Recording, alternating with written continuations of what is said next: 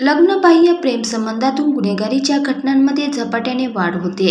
एका मुलाने तर चक्क आईचं बाहेर प्रेम प्रकरण सुरू आहे कळल्यावर असं काही केलं की त्याच्या कारनाम्याने संपूर्ण राज्य हादरलं। आपल्या आईचे बाहेर प्रेमसंबंध सुरू आहे ही बाब त्या मुलाला पटलीच नाही। त्यातच त्यानं आई आणि तिच्या प्रियकराला एकत्र पाहिलं होतं, त्यामुळे त्याच्या तळपायातील आग मस्तकात गेली। दोघांचं प्रेम जसं जसं खुलत होतं तसं तसं त्याला जगणं नकोसं झालं होतं।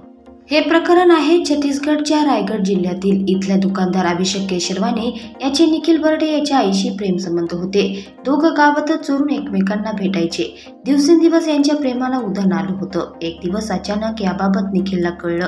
15 मार्च रोजी त्याची आई अभिषेकला भेटायला गेलेली असताना त्याने दोघांना एकत्र पाहिलं। कदाचित बोलून या प्रकरणावर काहीतरी मार्ग निघाला असता, परंतु निखिलने हे संपूर्ण प्रकरण मुळापासून संपवायचा निर्णय घेतला।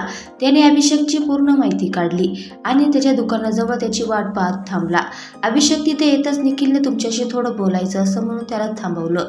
काय झालं बेटा असं म्हणून अभिषेकही उत्सुकतेने थांबला। तेवढ्यात निखिलने खिशातून धारदार सुरा काढला आणि अभिषेकला काही काळाच्या आतच त्याच्या छातीवर पोटावर सपासपा वार केले। अभिषेक जागच्या जागी रक्ताच्या थारोळ्यात कोसळला। त्याचा तिथंच मृत्यू झाला।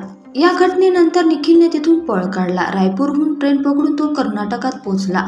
पोलीस तपासात अभिषेकचा खून त्याच्या प्रेयसीच्या मुलाने केल्याचं आढळल्यानंतर पोलिसांनी कर्नाटकात जाऊन निखिलला बेड्या ठोकल्या आणि त्याला तुरुंगात धाडलं।